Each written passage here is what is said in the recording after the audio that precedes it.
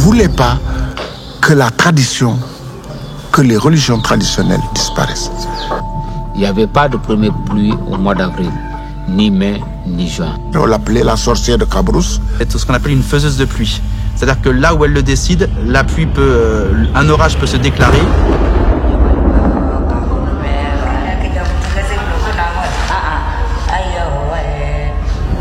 Quel est ce nuage noir qui plane sur mon village? Ce murmure que j'entends entre les feuillages.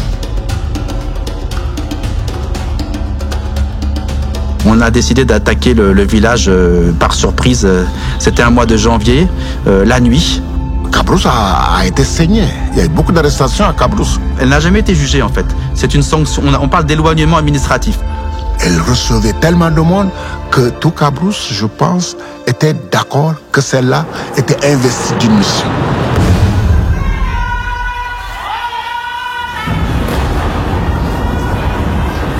Elle n'a jamais été une résistante au sens guerrière du terme. D'abord, elle n'a pas eu d'armée. Jusqu'à nos jours, on n'a pas entendu donc les nouvelles d'Aline. La pureté ne peut pas être. Aujourd'hui, on est obligé d'être des métis, comme se dit Senghor. Des métis culturels.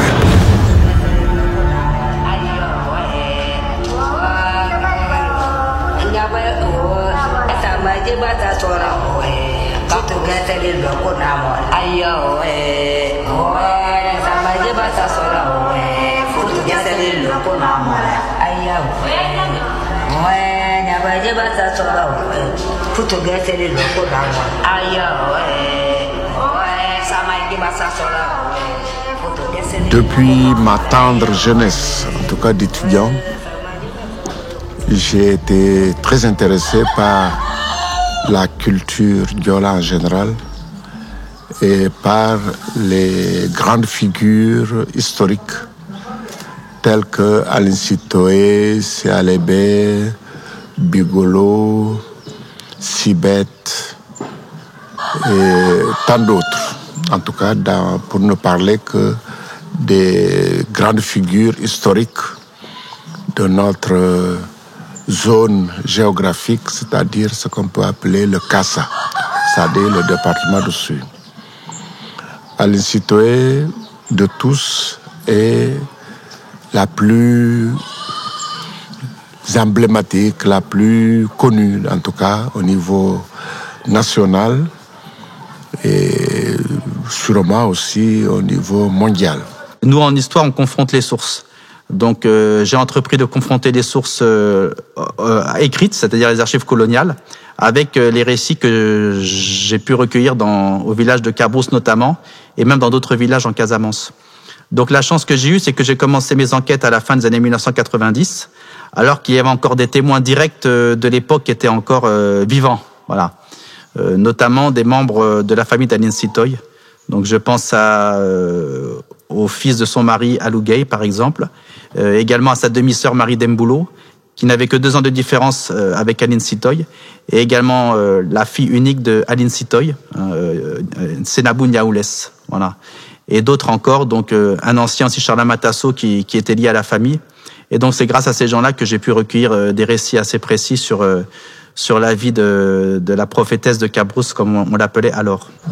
D'après ce que nous savons d'Aline Sitoé, elle a été une jeune fille de Cabrousse, Nialo. Elle aurait été à Dakar, d'après ce que l'on dit. Et de Dakar, du côté de la place Sandaga, elle aurait eu des visions, des appels, et elle a été amenée à revenir au pays, à revenir à Cabrousse. Et quand elle est revenue à Cabrousse, elle a justement mis en œuvre les instructions, je dirais les directives qu'elle a reçues de Dieu. Une fois à Cabrousse, Aline va se rendre à Mossor. C'est à Mossor, chez sa maman, qu'elle va commencer à faire ses premières révélations. Un jour, Aline va profiter d'un décès d'un jeune, parce que ici à Cabrousse, s'il y a décès, tout le monde se rend donc sur place pour accompagner le défunt. Et c'est en ce moment, elle a profité donc de ce regroupement pour faire un appel. Mais les hommes ne voulaient pas la croire. Mais les femmes, puisqu'elles sont très très patientes, elles ont attendu donc le moment pour écouter la reine Aline. Et Aline leur disait, vous allez dire à vos maris de faire un sacrifice qui consiste donc à tuer le taureau noir dans l'autel. Si vous le faites, vous aurez une pluie abondante et vous allez voir que la récolte sera abondante. Mais les femmes qui racontèrent donc l'histoire à leurs maris, ces derniers ne voulaient pas croire. Et on était au mois de mars. Les premières pluies, puisqu'ils commençaient dès le mois d'avril, il n'y avait pas de première pluie au mois d'avril, ni mai, ni juin. C'est en ce moment que les sages du village se demandèrent est-ce que cette femme n'est pas une vraie messagère de Dieu? Je dirais que le fétiche, c'est un peu le téléphone portable en quelque sorte, qui permet de communiquer entre donc l'être humain sur Terre et la divinité céleste qu'on appelle la Taïmit ou Emitei. Que très vite s'est engagé dans un mouvement de restauration d'un culte, le culte de la pluie qu'on appelle Kassara. Bon, faut dire qu'à son retour, Aline Sitoé, on la prenait un peu pour faut dire le mot, pour une folle alliée. Parce qu'elle avait des visions, elle voyait des apparitions, mais les gens ne la prenaient pas au sérieux. Donc, on la qualifiait de folle. Et les enfants du village allaient s'amuser autour de la folle. C'était une distraction du côté de Mossor, jusqu'à ce qu'elle montre ses capacités à faire tomber la pluie, en fait. C'est ce qu'on appelle une faiseuse de pluie. C'est-à-dire que là où elle le décide, un orage peut se déclarer et la pluie peut cesser aussitôt, grâce à ses prédictions. Elle avait d'autres visions, et au fur et à mesure, donc les gens finissent vraiment par la prendre au sérieux. Non, je pense que c'est normal qu'une jeune dame, elle avait à peine une vingtaine d'années, elle n'était pas très âgée, qu'elle se lève un bon matin pour dire qu'elle reçoit des messages de Dieu, que Dieu qui lui a confié des messages. Naturellement, elle avait sa première difficulté, c'était de convaincre ses parents. Naturellement, je suis sûr que les premiers jours, on la prenait pour une fofolle. Une fille qui se met à parler, à dire des choses, elle était source d'inquiétude pour sa propre famille. Donc il fallait qu'elle arrive à convaincre ses propres parents de sa sincérité, de ce qu'elle dit. Et elle a réussi d'abord ce combat-là autour d'elle. Et ensuite à appeler autour d'elle à élargir son message, que son message soit envoyé, reçu et accepté par le plus grand nombre autour d'elle, jusqu'en Guinée, jusqu'en Gambie, jusque dans le département de Bignona. C'était pas quelque chose de facile pour que les gens de partout arrivent jusqu'à elle pour recevoir des instructions, en tout cas pour qu'ils appliquent le rite selon les prescriptions qu'elle leur a indiquées. C'était un combat qu'il fallait qu'elle arrive à convaincre d'abord son milieu de Cabrousse par sa jeunesse. Il y avait d'abord même l'autorité locale, traditionnelle. Et elle dérangeait l'autorité traditionnelle qui était là. Le pouvoir n'était pas à elle. Le pouvoir était tenu par la tradition, par les grands féticheurs qui étaient là, qui entraient naturellement en compétition avec elle. Bon, mais elle était une dame qui dérangeait tout le monde. Elle avait la jeunesse contre elle, parce qu'elle était jeune. Elle n'avait pas été investie par la société en tant que telle. Et ensuite, elle avait donc à sortir, que ce message devait sortir de Cabrousse pour aller à travers la région, à travers les pays comme la Guinée, comme la Gambie, et jusque dans le département de Bignona. C'était une grande performance pour elle. Des échos donc vont dans l'horizon pour dire qu'il y a à Cabrousse une jeune femme qui est envoyée de Dieu, qui prédit et peut faire des miracles. Les villages environnants d'autres venaient de la Guinée-Bissau, de la Guinée-Conakry, du Mali, de la Gambie, pour consulter donc cette dame. C'est en ce moment que Aline devient une héroïne. C'est en ce moment que Aline devient une messagère. C'est en ce moment que Aline devient une reine.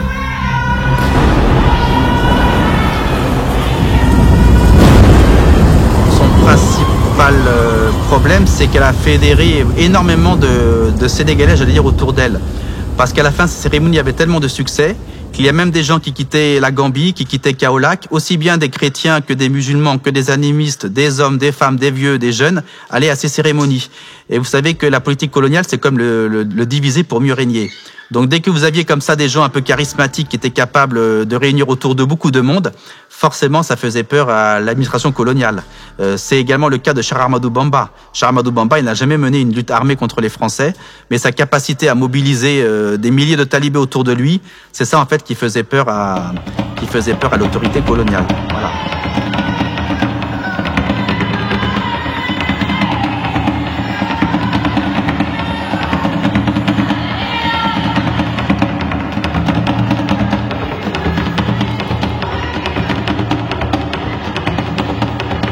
Et ne voulait pas que la tradition, que les religions traditionnelles disparaissent.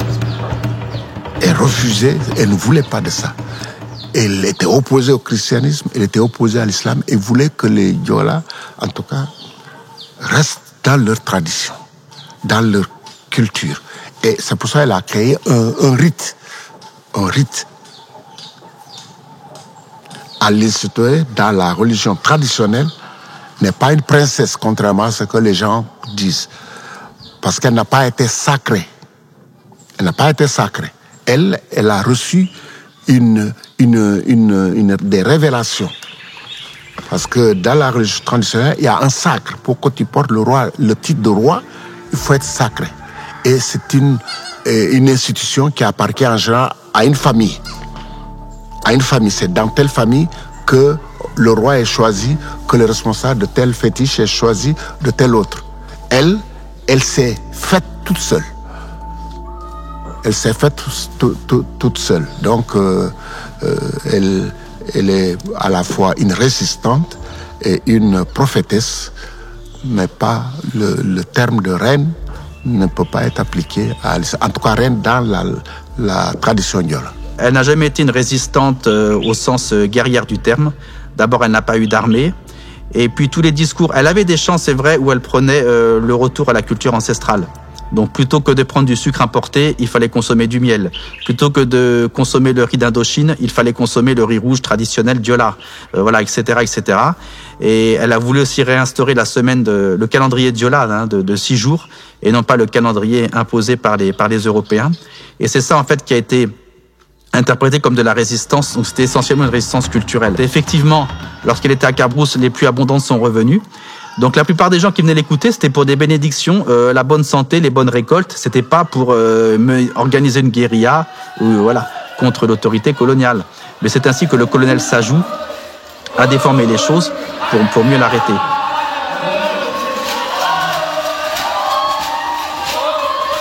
Il faut dire qu'Aline Sitoé aussi, sa maman est du quartier Mossor, que son papa est d'un autre quartier de Cabrousse qui s'appelle Nialou.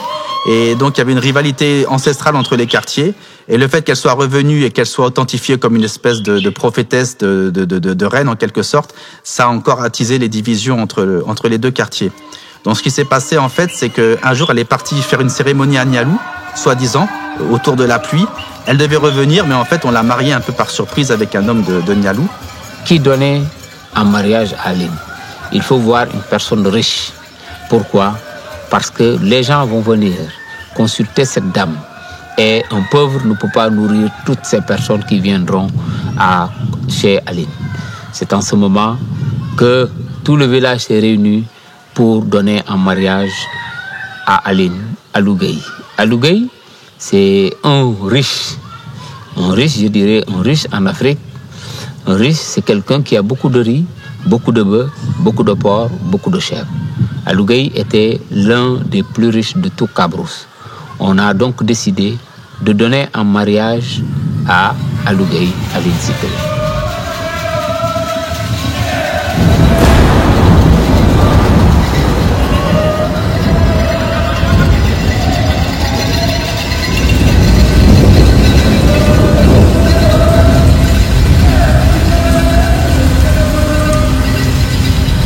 La guerre battant son plein, le vase la goutte qui a fait déborder la vase, c'est la perquisition de riz. Les Français avaient des difficultés à nourrir les troupes. Et parce que les bateaux qui venaient d'Indochine étaient souvent coulés par les sous-marins allemands, ce qui fait qu'il y avait une rupture de riz. Et les Français étaient amenés à réquisitionner le riz des Diola, puisque c'était le seul groupe ici au Sénégal, la seule ethnie qui cultivait du riz en quantité et qui avait donc du riz en quantité. Il fallait donc les mettre à contribution dans l'effort de guerre, prendre dans les greniers de riz, dans les villages, faire des prélèvements pour nourrir les militaires qui étaient stationnés dans la zone et également mobiliser les villages pour piler le riz. Aline Sitoé s'était beaucoup opposée à ce genre de pratique. Évidemment, elle a été largement suivie par la population et aussi ses prêches avaient un grand écho, puisque retournée dans chaque village, les représentants qu'elle a reçus chez elle devaient organiser la cérémonie selon son rite, avec une vache noire qui était immolée, et des danses, des chants, tels qu'ils ont été appris à Cabrousse. Cela, naturellement, a beaucoup gêné les Français, pas l'administration en tant que telle seulement, mais toutes les religions musulmanes, religions chrétiennes, trouvaient en elle une opposante, puisque son discours était contre non seulement l'administration en tant que telle, mais contre les nouvelles religions que sont l'islam et le christianisme. Donc, elle avait réussi à unir autour d'elle toutes les composantes de la nouvelle société qui était représentée par l'administration, par les missionnaires et par les marabouts qui étaient présents en Casamance. Alors, du côté du colonel Sajou aussi, on était en plein effort de guerre, c'était la Seconde Guerre mondiale, et lui, dans son état d'esprit, il fallait que tous les paysans de la Casamance se mobilisent pour produire des vivres, élever du bétail qui devait servir à ravitailler les villes du Sénégal, parce qu'à l'époque, il y avait un blocus maritime, mais également ravitailler l'armée. Donc au moment où il y avait des directives de l'autorité coloniale comme quoi il fallait faire des réquisitions de vivres, par patriotisme pour la France, elle continuait ces cérémonies où était sacrifiée une grosse quantité de poulets, de bœufs. On l'accusait aussi de faire danser les gens au moment où il aurait fallu travailler de manière de plus en plus sérieuse parce qu'on était en période de guerre, et ça a été très mal perçu par le colonel Sajou. Donc il est venu une première fois au village pour la menacer, en lui disant que si tu n'arrêtes pas de ces cérémonies, moi je t'arrête. Il y a même une séquence où il aurait offert un bourroul, un pain à Aline Sitoé, et elle considérait l'aliment comme impur. Donc elle aurait dit à une vieille femme de creuser un trou pour enterrer le pain. À l'époque aussi, les militaires auraient mitraillé un bœuf là devant elle. Elle aurait refusé de toucher la viande parce que chez les Diola, les bœufs sont sacrés. Voilà, on les tue pas en les mitraillant. Et donc ça, c'est la première visite du colonel Sajou. C'était une menace. Et elle, en fait, elle a continué ses cérémonies malgré la menace. Et donc c'est là qu'on a organisé son arrestation. Elle a surtout engagé une réflexion contre tout ce qui est introduction de variétés nouvelles, surtout le riz. Vous savez que dans la zone là, on avait une tradition de culture de riz, mais un riz local qu'on appelle en tout cas dans la langue locale Eloki. Et cette variété de riz qui était très peu productive a été concurrencée, remplacée par des variétés introduites par l'administration française. Elle était contre. Elle s'est beaucoup battue contre cela. Elle s'est également beaucoup battue contre la culture de l'arachide dans la zone. Et c'était naturellement un discours qui allait à l'encontre de l'économie locale et de l'économie coloniale, puisque l'arachide était une production très importante. Non, nous avons notre culture, nos mœurs et coutumes, donner de plein gré, partager, soutenir, aider selon nos moyens, mais jamais dans la brimade, jamais dans l'obligation méprisante. Attendons que nous manquons la vie. Ce que j'ai fait jusqu'ici, je ne regrette pas. Selon vous, je suis celle qui a semé ce trouble dans le cœur de ces hommes et de ces femmes. C'est pour avoir demandé au mien de dire non à l'oppression de l'exploitation de l'eau par l'homme. C'est pour avoir demandé de privilégier la culture vivrière du riz à la place de l'arachide que vous nous imposez. C'est pour avoir dit de refuser de toute aliénation et que la personne humaine est une valeur à ne jamais bafouer. Si pour cela je dois être arrêté, déporté ou tué, alors je suis prête. Emparez-vous d'elle. Non, laissez-les faire. Laissez le destin s'accomplir. Je pars avec eux. Mais mon âme reste toujours ici avec vous. N'ayez crainte. Demain sur cette terre, nos enfants vivront heureux et en harmonie avec la nature qui les entourera. Demain c'est ici que blancs et jaunes viendront les retrouver non armes au poing puis les déposséder, mais en quête de nappe de paix où tout chantera la joie de vivre. Adieu mes frères et sœurs. Adieu peuple chéri. Et n'oubliez surtout pas que seul le travail dans une vie pleine de dignité mérite d'être vécu.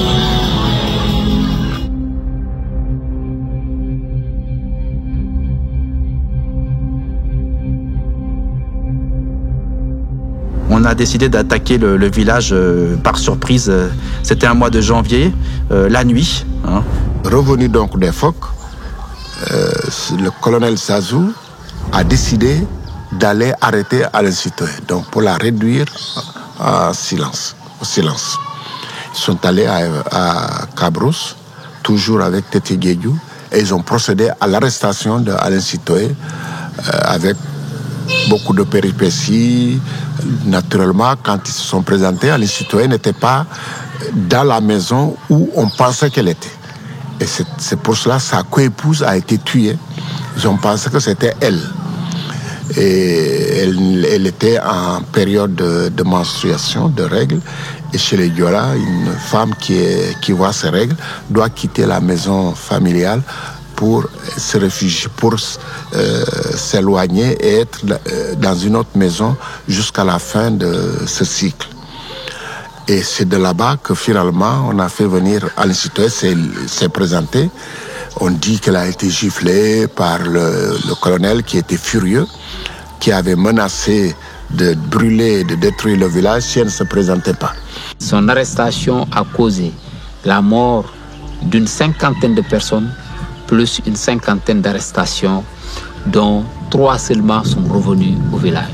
Parmi ces 3, il y avait son mari Alougueï, il y avait le vieux Selaïho qui a fait la Deuxième Guerre mondiale, et enfin c'est le Stolito qui sont revenus. Mais parmi ceux-là qui ont été donc tués sur place, on peut citer le vieux Yefe, qui est son oncle, qui est tué sur le champ.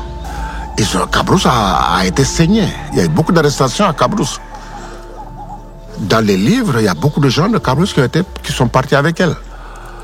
Mis à part le fait qu'elle ait continué ses cérémonies malgré les menaces du colonel Sajou, Elle n'a pas, d'ailleurs, je vous l'ai dit, elle n'a jamais été jugée en fait. C'est une sanction. On parle d'éloignement administratif. C'est une sanction administrative, voilà. Mais c'est tout ce qu'on a trouvé en fait pour l'éloigner de son terroir et voilà et s'en débarrasser. Alors il faut dire que aussi à l'époque coloniale, les Français étaient assez machiavéliques. C'est-à-dire qu'ils déportaient les gens dans des zones qui étaient complètement étrangères à eux, aussi bien culturellement que climatiquement. Vous voyez, Cheikh Ahmadou Bamba, qui était un homme du Sahel, on l'a déporté du côté du Gabon, en pleine forêt tropicale, alors qu'il ne connaissait pas ce genre de climat. Aline Sitoé, qui était une femme de la zone forestière et humide de la Casamance, on l'a déporté dans une zone quasi touristique, désertique, excusez-moi, au Soudan. Vous voyez, c'était en fait une manière aussi de les tuer à petit feu. Et beaucoup de déportés, on peut évoquer d'autres cas comme Samori, Fodé Sila, qui était le roi du Combo en Gambie, sont pratiquement tous morts en déportation parce que les conditions étaient extrêmement dures. Donc en fait, on les éloignait en espérant en fait qu'ils ne reviennent jamais vivants de leur exil. Voilà. Des prophétesses de cette nature, il y en a eu avant Aline Sitoé, il y en a eu. Il y a une qui s'appelait Alain Guissot, qui est du côté de Seleki, du côté de Nampor. Il y a une autre qui s'appelait Guito. Mais Aline Sitoé, je crois que le contexte de la guerre a beaucoup joué dans cette inquiétude qu'elle suscitait auprès des autorités françaises. Ça, c'était, je crois, une impression, en tout cas un sentiment que j'ai. La deuxième raison aussi, c'est que son discours avait un grand écho auprès des populations. En fait, il y avait également une femme prêtresse à Efok qu'on appelait Nyaku Fosso et que l'on considérait comme l'émule d'Aline Soydiata. Elle avait le même fétiche que elle, qu'on appelle le Kassarar en fait à Cabrousse, et qui fait tomber la pluie. Mais en fait, d'après un anthropologue qui est mon ami Paul Diédiou, qui est enseignant à l'université à Sansec, en fait, ce fétiche de la pluie à Youtou et Efok existait même avant l'arrivée d'Aline Sitoé en Casamance. Donc en fait, des femmes qui font tomber la pluie, il y en a eu partout en fait en Casamance. C'est pas uniquement Aline Sitoé ou Nyaku Fosso à Youtou. Il y avait la reine Ayimpen du côté de Siganar. Il y avait également une reine à Etama qu'on appelait Alan Guisso Bassen. Donc les femmes prêtresses, les femmes prophétesses en Casamance, il y en a eu beaucoup en fait. Voilà. Mais toujours, c'est pareil, pour essayer d'arrêter tout le monde, ils ont créé un lien vraiment très fort entre le village d'Efok et le village de Youtou et de Cabrousse pour mieux en fait réprimer la résistance. Je crois qu'elle avait un charisme qui faisait que elle attirait à elle par son discours et beaucoup de personnes. Et naturellement, tous les administrateurs, tous les politiques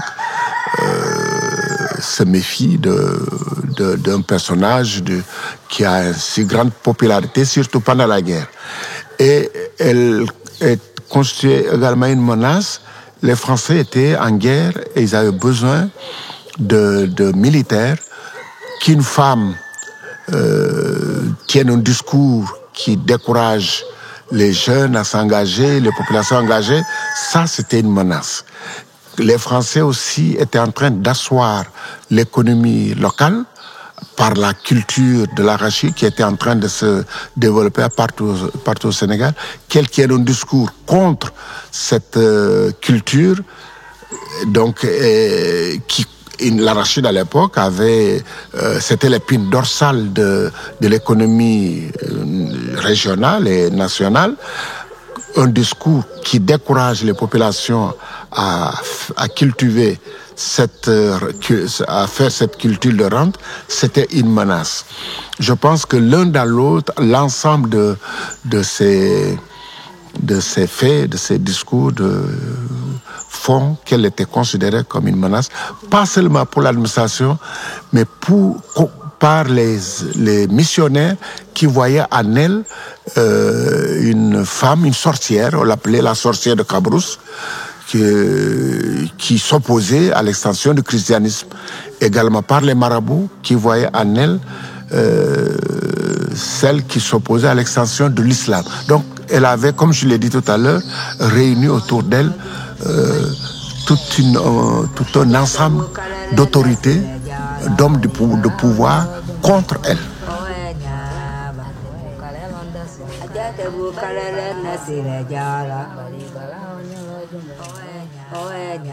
Non, je dis Efok, c'est concomitant. Efok a refusé de donner du riz à l'administration française. En fait, pour Efok, le problème, c'est qu'il y avait un jeune militaire français un peu va-t-en-guerre, là, qu'on appelait Maurice Cobry, qui était parti faire la guerre contre les Diola et qui a été tué par un notable de Efok. Et en fait, c'est en représailles à la mort de ce soldat français, en fait, que Efok a été attaqué, brûlé. Tous les habitants sont partis pendant des années, sont réfugiés en Guinée portugaise avant de revenir, avec interdiction de cultiver leur propre rizière. Donc c'est plus par rapport à la mort de ce soldat français, Maurice Cobry, que Efok a été incendié qu'à cause d'Aline Sitoé. Ici, à Oussouye, partout, chaque village devait donner du riz. Les autres ont donné. Efok a sûrement donné. Mais comme ça a duré chaque fois qu'il fallait donner, ils ont refusé. En refusant, les Français ont considéré ce refus comme acte de rébellion. Il fallait donc les sanctionner. Il fallait donc les mater. Et en allant les mater, ils sont revenus de là-bas avec sûrement la certitude ou le sentiment que le refus d'Efok est lié au discours d'Aline Sitoé.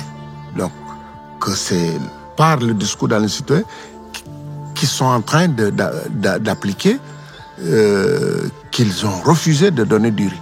Alors, pour ne pas que d'autres exemples dans le département ou ailleurs se produisent, il fallait arrêter celles qui tenaient un discours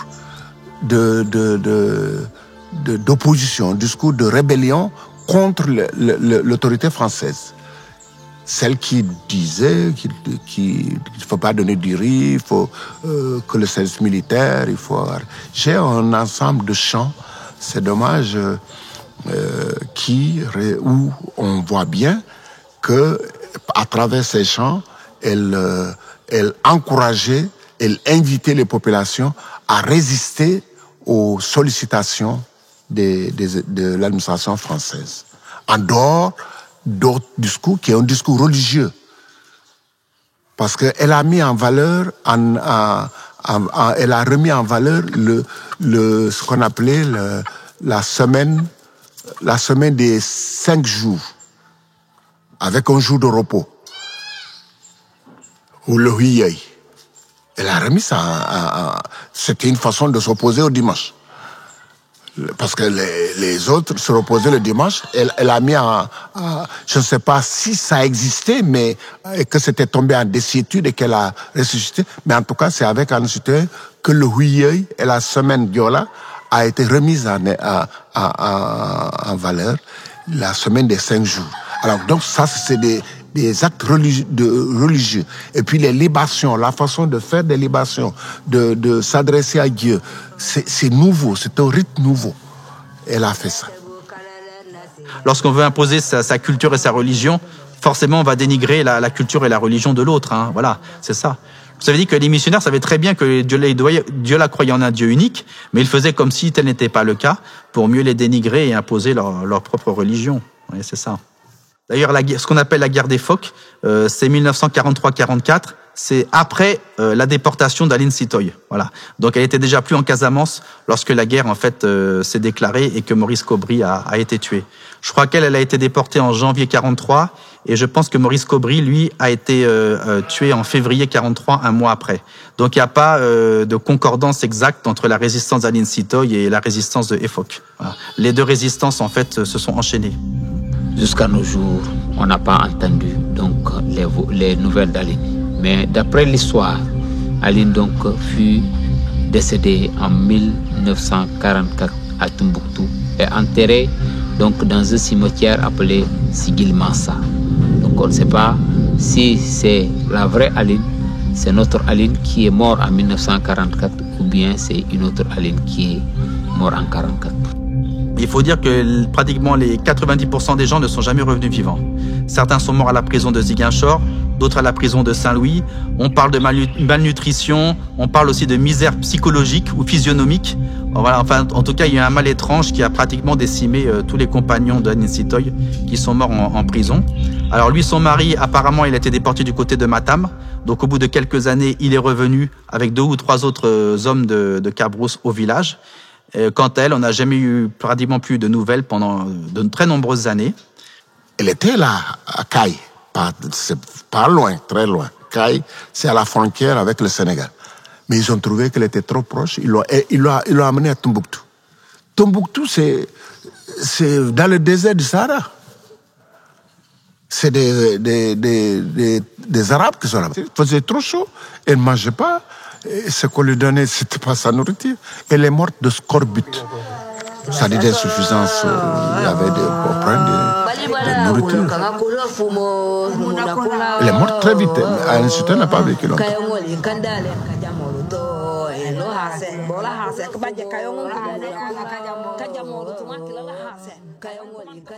Alors, faut dire qu'à l'époque, il y a eu toutes sortes de témoignages qui ont été écrits contre elle.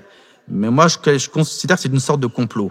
Il y avait le curé d'Oussouille, là, je crois qu'il s'appelait le révérend père, je veux pas dire des bêtises, donc je crois que c'est Ritz, hein, mais je veux pas dire de bêtises, qui a témoigné contre elle.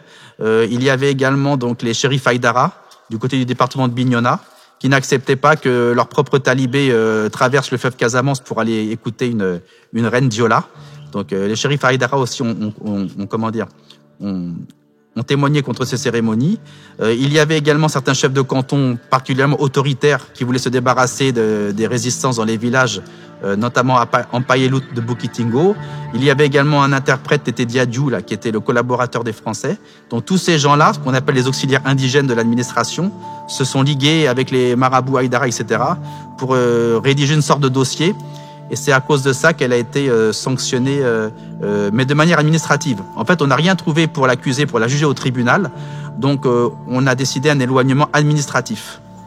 Peut-être qu'au début, il y avait, comme c'est normal, des gens qui s'interrogeaient sur qu'est-ce que c'est cette dame-là qui est en train de nous raconter des histoires, que Dieu lui a parlé, que c'est normal. Mais à un moment après, elle s'est imposée à tous. Elle s'est imposée à tous. La jalousie, pas nécessairement, je pense pas, de sa famille proche. Je pense qu'il y avait, à un moment donné, sont arrivés à un consensus autour d'elle. Elle recevait tellement de monde que tout Cabrousse, je pense, était d'accord que celle-là était investie d'une mission. Au début, sûrement, il y avait des difficultés, mais après, elle s'est imposée à tous par son charisme et par le nom, parce que quelqu'un qui n'a pas une certaine inspiration, qui n'a pas un certain charisme, ne peut pas recevoir autant de monde sans entrer en contradiction. Parce que souvent, tu reçois des gens aujourd'hui, tu leur parles, demain tu reçois d'autres, il faut que le discours soit cohérent. Sinon, les gens, ceux à qui tu vas parler, 2 jours après tu parles à d'autres, si le discours commence à divaguer, on dit que celle-là est folle. Ce qu'elle a dit à telle délégation n'est pas la même chose que ce qu'elle a dit à telle autre délégation. Donc elle n'est pas normale. Or, si elle arrive à tenir un discours cohérent à tous, et dans le même sens, les gens se disent il y a quelque chose de surnaturel. Il y a quelque chose de surnaturel. On a trop tendance à se fier malheureusement aux archives coloniales. Alors il y avait un colonel à l'époque, le colonel Sajou, qui était le commandant de Ziguinchor, et c'est vraiment lui qui a comploté, j'allais dire, pour faire arrêter Aline Sitoé et obtenir sa déportation vers le Soudan. Et donc l'essentiel du dossier Aline Sitoé est composé de des rapports écrits par le colonel Sajou. Donc évidemment, c'est des écrits qui sont très tendancieux, très subjectifs, et souvent c'est la version qu'on a retenue dans les programmes scolaires sénégalais. Donc dans un même temps, j'ai pu rencontrer à peu près une 50aine de personnes à Cabrousse, qui ont connu l'époque coloniale et directement ou indirectement Aline Sitoé. Alors, il faut aussi, le colonel Sajou, c'était comme quelqu'un qui était très frustré. Il avait perdu, en fait, une main à la Première Guerre mondiale. Apparemment, c'est une grenade qui lui avait arraché la main. Donc, à la place d'une main, il avait un crochet. Il était estropié d'une main. Et il avait également perdu la Seconde Guerre mondiale avec le désastre de 1940. Donc, on pense qu'il a voulu avoir une troisième guerre victorieuse, en Casamance, en arrêtant, soi-disant, l'ennemi public numéro 1. C'était aussi une manière pour le colonel de se glorifier. Voilà. Et d'ailleurs, après la guerre, sa politique a été discréditée par l'autorité coloniale, mais c'était l'autorité coloniale d'après-guerre, quoi. Après coup, on a jugé que c'était quelqu'un d'autoritaire et que voilà, et que l'arrestation d'Aline Sitoé n'était pas forcément justifiée. Jusqu'à la fin de l'ère coloniale, il y avait ce mystère Aline Sitoé Diatta, où est-ce qu'elle est passée. À l'époque de Senghor aussi, on ne parlait pas du tout d'Aline Sitoé Diatta, jusqu'à ce qu'il y ait un leader là du parti indépendantiste MFDC, l'abbé Augustin Diamacoune, qui a tenu un discours à la Chambre de commerce de Dakar en 1980. Et c'est dans ce discours que pour la première fois, il prononce le nom là, devant la nation sénégalaise. Et donc, il demande à ce que la vérité soit faite par rapport à la disparition d'Aline Sitoé. Et donc, il a fallu attendre Abdou Diouf, le président Abdou Diouf, pour qu'il y ait une mission présidentielle qui soit organisée au Mali, parce qu'on supposait qu'elle soit partie au Mali. Et donc, on aurait découvert une tombe, une sépulture, où elle aurait été inhumée. Alors, les causes de sa mort n'ont jamais été vraiment révélées. Bon, moi, j'ai quelques indications. Bon, c'est pas très, voilà. C'est vraiment resté un secret d'État. Donc, tant que j'ai pas recoupé mes sources, je me prononcerai pas trop par rapport à ça. Bon, on dit qu'elle est morte de malnutrition. Apparemment, elle serait morte aussi de mauvais traitements. Voilà. Donc le corps qu'on aurait retrouvé à Tombouctou, là c'est pareil. Il y a eu aucune photo. Il y avait un certificat de décès qu'on n'a jamais communiqué vraiment au peuple sénégalais. Apparemment, même une partie de l'acte de décès a été rayée. On ne sait pas par qui. Donc il y a tout un mystère qui continue à entourer Aline Sitoé. On parle aussi d'un fils secret qu'elle aurait eu. Alors certains disent qu'elle a été déportée enceinte, mais ça n'a pas forcément été démontré. Donc il y a un fils secret. On en a parlé pendant des années. Bon, faut dire, le problème d'Aline Sitoé, c'est qu'on l'a beaucoup politisé. Parce qu'au moment où on a commencé à vouloir s'intéresser à son histoire, on était en plein mouvement indépendantiste casamançais. Il y avait d'un côté les rebelles, entre guillemets, casamançais, de l'autre les militaires et l'État sénégalais. Et on a voulu un peu utiliser Aline Sitoé de part et d'autre, pour légitimer soit le mouvement d'indépendance, ou bien pour légitimer l'État-nation sénégalais. Donc, à l'époque d'Abdou Diouf, on a érigé Aline Sitoé en héroïne nationale, pour bien montrer que cette femme Diola fait partie de la nation sénégalaise. Donc il y a eu beaucoup de récupération politique et finalement ça a nui à la science, à la science sociale qui est l'histoire. Et donc jusqu'à présent, il n'y a pas encore véritablement de documents très scientifiques. Alors à part quand même 2 auteurs américains, il y a Wilmetat Oliver Diallo qui est venu faire des enquêtes à Cabrousse dans les années 90, qui a consacré une thèse remarquable écrite en anglais sur Aline Sitoé. Et moi, j'ai un de mes collègues qui était ici à la maison il y a quelques semaines, c'est Robert Baum, qui a fait aussi vraiment un travail de fond sur Aline Sitoé Diatta. Mais ce sont des chercheurs américains, leurs écrits sont uniquement en anglais et donc peu consultables par le peuple sénégalais. Voilà.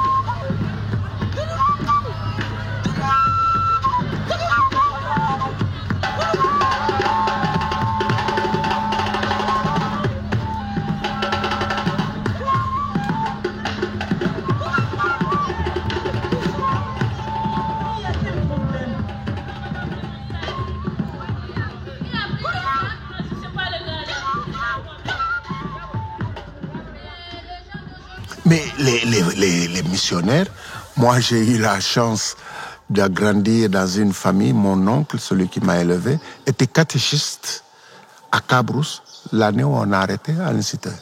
Donc, tout jeune, j'ai entendu parler d'Aline Sitoé, pas par l'histoire, mais par mon oncle qui était à Cabrousse en ce moment-là et qui, naturellement, en tant que chrétien, était farouchement contre Aline Sitoé et a approuvé son arrestation, sa mise à l'écart. Parce que Aline Sitoé gênait les missionnaires, comme je l'ai dit. Et les musulmans aussi, surtout les marabouts, tout ça, voyaient en Aline Sitoé une dame qui est en train de freiner l'expansion de l'islam, comme du christianisme. Voilà. Donc il fallait absolument... C'est comme si l'autorité politique a été encouragée par les autorités religieuses, l'islam comme le christianisme. Et effectivement, il y a eu tout un complot. Alors évidemment, on préfère dire que c'était le méchant colonisateur uniquement, à lui tout seul, qui a décidé en fait sa déportation, c'est vrai. Mais moi, j'ai retrouvé les rapports en fait de l'époque avec les différentes personnes qui ont témoigné contre elle. Et donc, il y a le curé d'Oussouye, il y a les shérifs Haïdara, il y a le chef de canton de Bukit-Tingo, il y a l'interprète Tété Diadiou. Donc, c'est tous ces gens-là qui qui ont été sollicités en fait, je pense, par le colonel Sajou, pour avoir un maximum de témoignages contre elle. Et ce qui est intéressant, c'est qu'Aline Sitoé aussi, en fait, elle a été interrogée. Et j'ai retrouvé en fait son interrogatoire. Elle dit en fait que c'est une envoyée de Dieu, qu'elle n'a fait qu'à obéir au message de Dieu et que donc elle n'a rien fait de mal à part ne faire que rapporter les paroles de Dieu et faire des prédictions.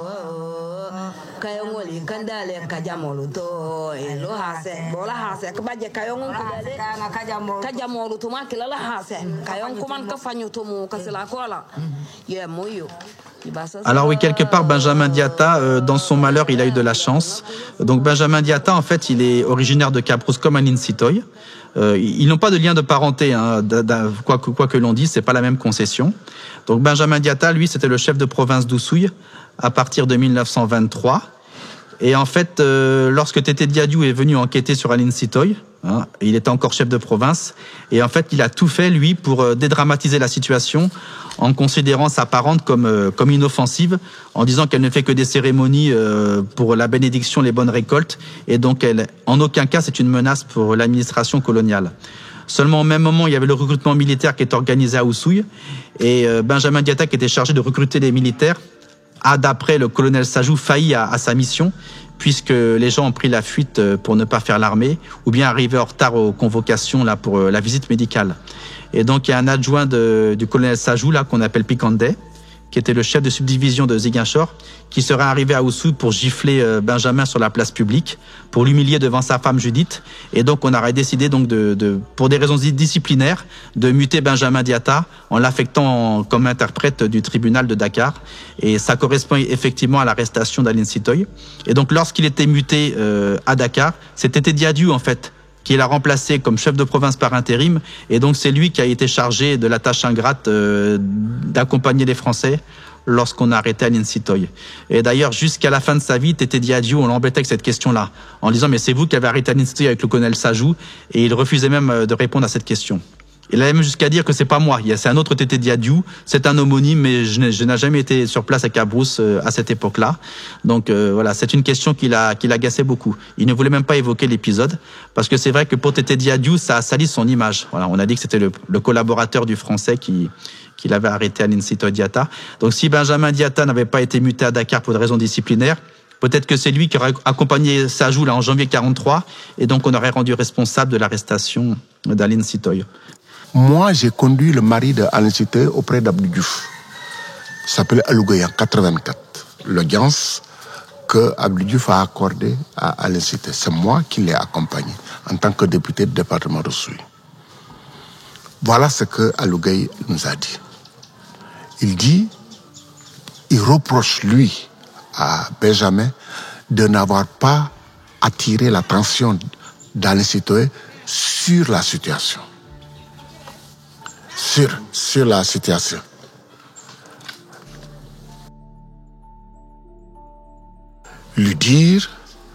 Aller lui dire, attention, ce que tu fais ou ce que tu dis, les Français ne sont pas d'accord, ne sont pas contents.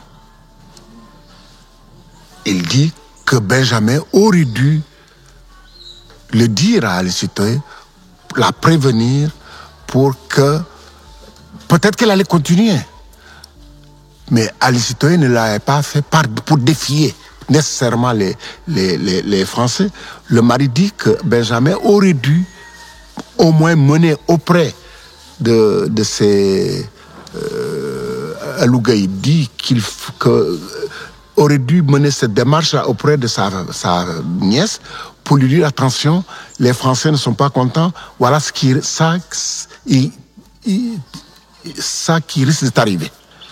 Ça, c'est Alougaye qui nous l'a dit dans le bureau d'Abdou Diouf. Après son arrestation, il y avait une espèce d'omerta, de loi du silence qui s'est instaurée à Cabrousse pour deux raisons. D'abord parce qu'on avait peur que les militaires reviennent un jour pour continuer leur répression, et d'autre part parce que tous les hommes qui sont morts avec Aline Sitoé en prison, c'était un véritable deuil, d'autant plus douloureux que chez les Diola, en fait, lorsque l'on meurt, il faut impérativement qu'on soit rapatrié et inhumé sur la terre ancestrale. Donc le plus dur, c'est peut-être pas en fait le fait qu'ils soient morts, c'est qu'ils soient morts et qu'en plus de ça, ils soient morts à l'extérieur et que leur corps n'ait jamais été enterré comme il se devait selon la tradition. Donc ça a créé un véritable traumatisme à Cabrousse qui a duré très très longtemps.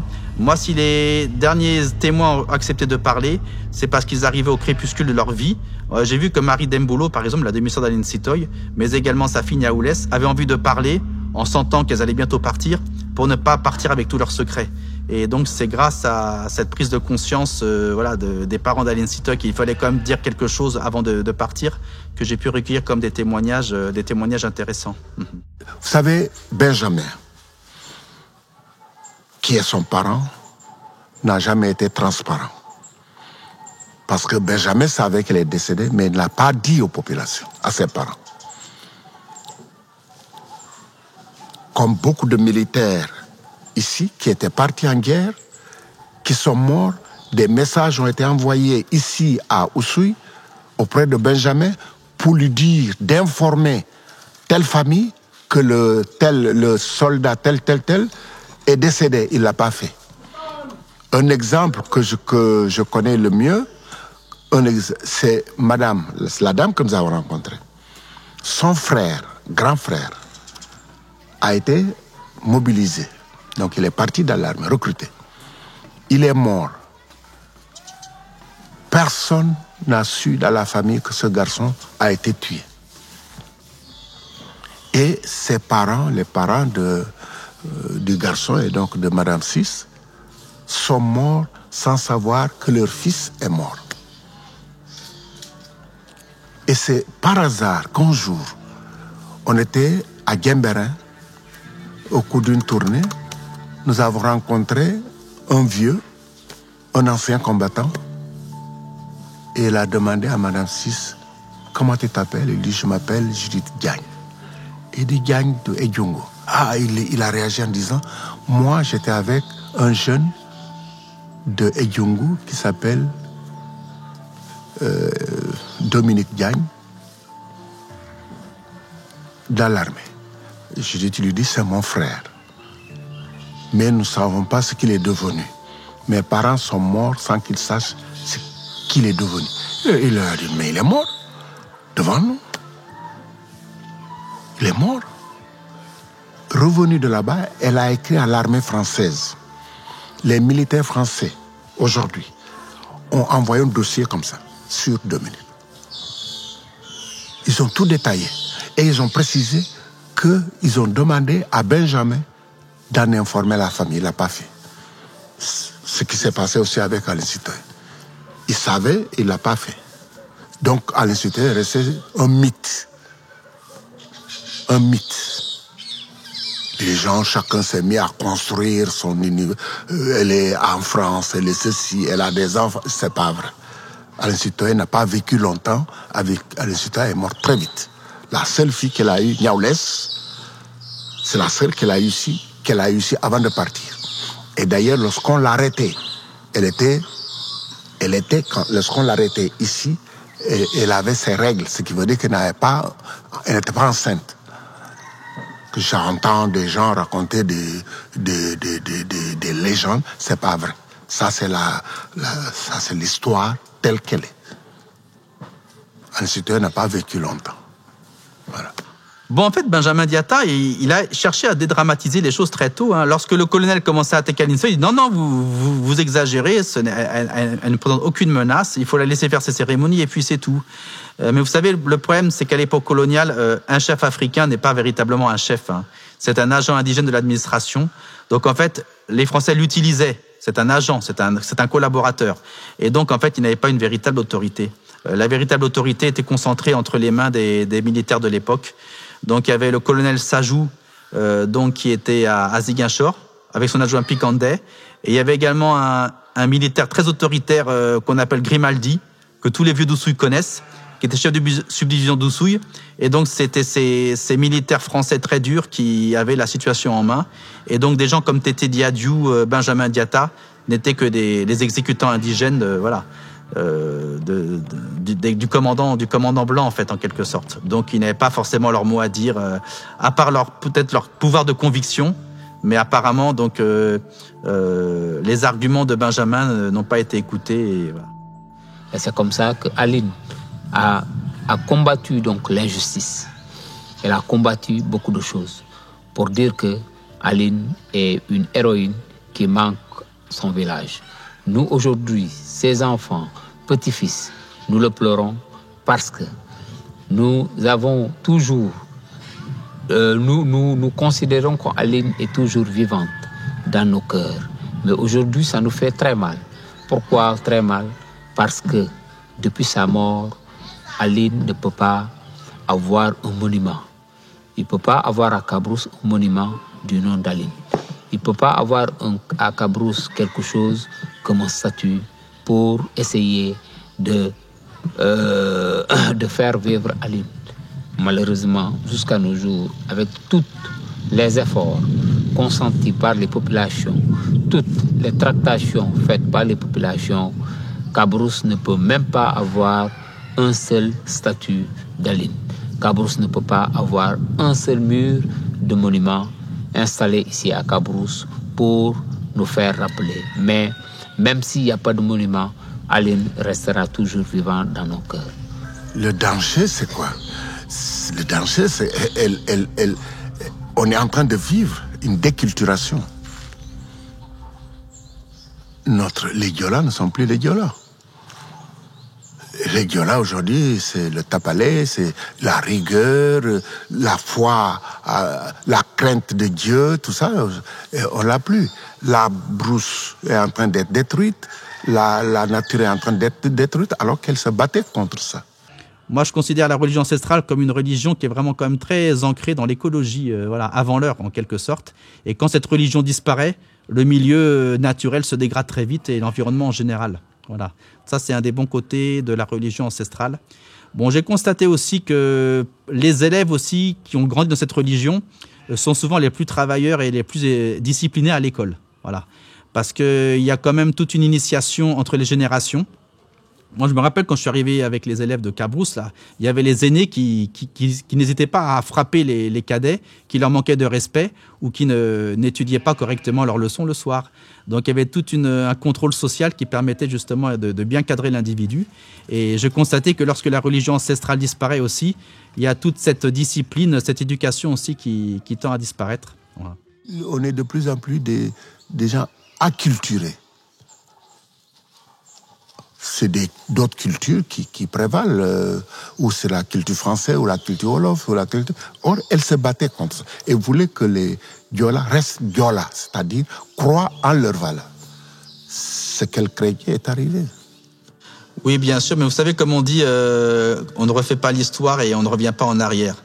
Je ne pense pas que la religion ancestrale reviendra un jour et concurrencera l'animisme, la religion musulmane et chrétienne jusqu'à redevenir une religion dominante au Sénégal.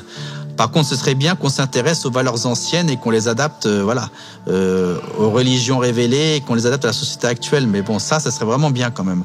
Mais le problème, c'est aussi qu'il y a une rupture entre les générations. Vous voyez ? Pourquoi les anciens connaissaient autant l'histoire de leur village ? C'est parce qu'il y avait ce qu'on appelait la veillée le soir. Il y avait les grands-mères qui chantaient des contes, des chansons. On passait aussi beaucoup de temps en brousse avec son père ou son grand-père. Et c'est lors des parties de chasse ou bien en surveillant les rizières contre les mange-mille, etc., qu'il y avait comme ça la tradition orale qui se faisait. Actuellement, les vacances d'hivernage au village, souvent les jeunes sont dans leurs soirées ou dans les navetanes, ils jouent au football, ils sont dans les soirées ou autres. Et il y a plus ce lien entre les générations. Donc les vieux sont dans leur coin, les jeunes sont dans leur coin, et la tradition orale, n'est plus assurée. En plus, vous savez très bien qu'avec les nouvelles technologies, maintenant on passe son temps, c'est le virtuel, hein, voilà. On passe des heures et des heures sur son téléphone portable, et peut-être qu'on passera même pas 5 minutes dans l'année à discuter avec son grand-père ou sa grand-mère qui va vous raconter l'histoire, hein, voilà. Malheureusement, c'est l'évolution qui est ainsi faite, et donc on aime bien en Afrique parler de, vous savez, un vieillard qui meurt, c'est une bibliothèque qui brûle, faire référence pense à Amadou Hampâté-Bâ, à glorifier les griots. Mais dans le Sénégal de 2023, je vois pas très bien encore où est la place des griots. À part peut-être les griots médiatiques, on voit des fois chanter les louanges du président ou de tel dieu de l'arène, voilà, lors des grandes luttes à Dakar. Mais pour moi, la tradition orale africaine, elle s'est perdue, quoi. Et je pense pas qu'on reviendra en arrière. Par contre, ce serait bien que des chercheurs, des universitaires écrivent sur Aline Sitoé et que ces livres-là soient publiés ou bien soient mis en ligne, parce qu'il y a des nouvelles technologies, ce qu'on appelle les NTIC plutôt. Et moi, je pense que c'est peut-être grâce aux médias qu'on pourrait effectivement sauvegarder l'histoire de l'Afrique et peut-être aussi mettre davantage en valeur la culture africaine. La pureté ne peut pas être. Aujourd'hui, on est obligé d'être des métis, comme se dit Senghor. Des métis culturels. Mais il est bon de s'enraciner, comme dit Senghor, être bien dans sa culture et s'ouvrir. S'ouvrir, c'est quoi? C'est s'enrichir de la culture des autres. Mais si tu ne connais rien de ce que tu es, de ta culture, mais tu es perdu, tu es assimilé. Et Senghor nous disait, il faut assimiler et non être assimilé. Moi, je considère l'animisme, entre guillemets, comme une religion comme une autre. Vous savez, ça a été diabolisé par les missionnaires, ça a été diabolisé par les marabouts qui ont mené des djihad contre les soi-disant diolas païens. Vous voyez, pour vous dire, Emitei Ataimit, ça veut dire Dieu en diola, et c'est le même terme qui a été repris par la Bible, écrit par les missionnaires français qui ont traduit la Bible du français au diola. Donc on peut pas dire qu'une population ne connaît pas Dieu et qu'on reprend le terme de Dieu utilisé par les diolas pour le mettre dans la Bible. Vous voyez, c'est contradictoire. Donc ça montre bien que même les missionnaires eux-mêmes avaient conscience que les diolas croyaient déjà en un Dieu unique avant l'arrivée de la religion chrétienne. Et dans la religion diola, on croit aussi au purgatoire, on croit en l'enfer, on croit au paradis. Il n'y a pas de saints, mais il y a des génies qui remplacent les saints. Donc il n'y a pas de grande différence entre la religion chrétienne, par exemple, et la religion ancestrale. Moi, j'aime pas le mot animisme, c'est un terme péjoratif. Il faut assimiler et non être assimilé. Et le risque aujourd'hui que nous avons, c'est d'être assimilé. C'est-à-dire d'être rien, comme des feuilles. Parce que si tu n'apportes rien, on parle le rendez-vous du donner et du recevoir. On est en association.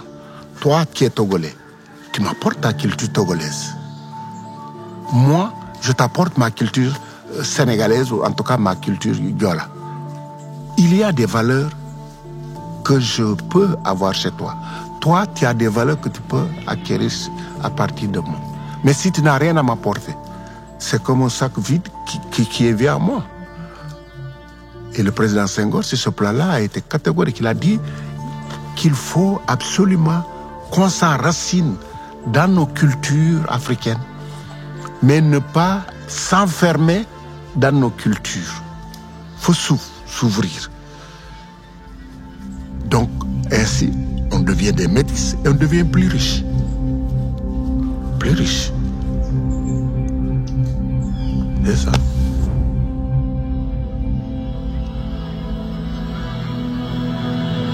Esprit de mes aïeux, génie protecteur de mon peuple, ai-je mal interprété vos recommandations ou mal transmis votre message?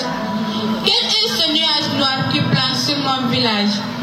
Ce murmure que j'entends entre les feuillages, est-ce vous?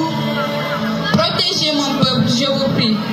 Donnez-lui la force de toujours croire en lui-même, d'aimer la paix, la fraternité et la solidarité avec tous les hommes d'où qu'il vient. Photographe le loco na ngole ayo